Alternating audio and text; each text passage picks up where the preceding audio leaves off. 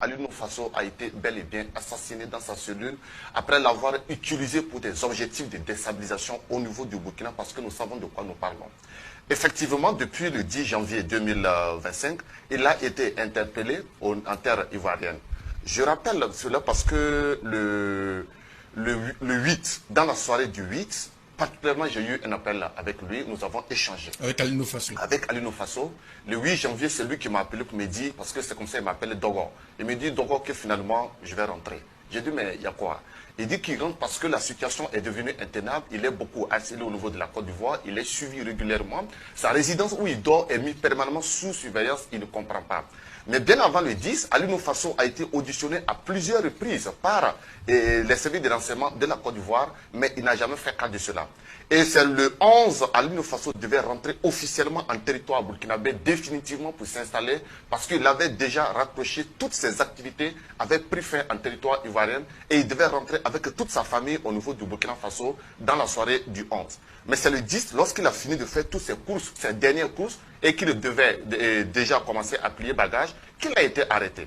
Arrêté à partir de là, nous avons tous suivi le communiqué du porte-parole du gouvernement ivoirien qui disait qu'il y avait des preuves qui allaient sortir par la suite. Aucune preuve n'est sortie parce que Ibrahima Maïga, qui est aujourd'hui aux États-Unis, a une idée claire du PV, du faux PV d'ailleurs, c'est comme ça que nous l'appelons.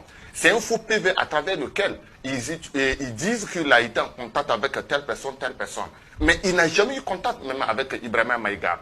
Et malgré tout cela, ils disent qu'ils ont des preuves de déstabilisation et avec certains officiers au niveau du Burkina Faso et avec certains ministres au niveau du Burkina Faso et d'autres acteurs de la société civile, des activistes tels que nous autres, parce que nous sommes sortis dans le PV là-bas.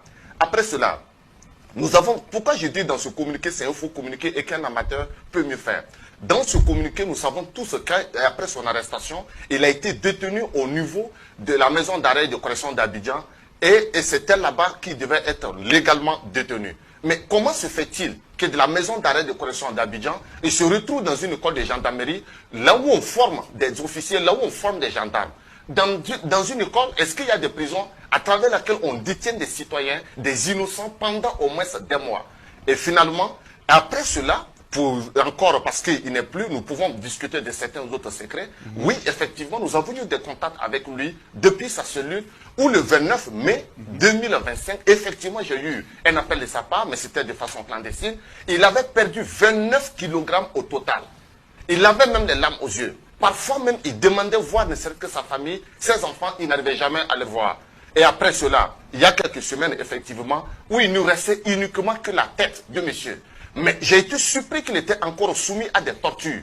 Parce que du 10 janvier jusqu'au 29 mai, effectivement, il était à longueur de journée torturé comme un animal.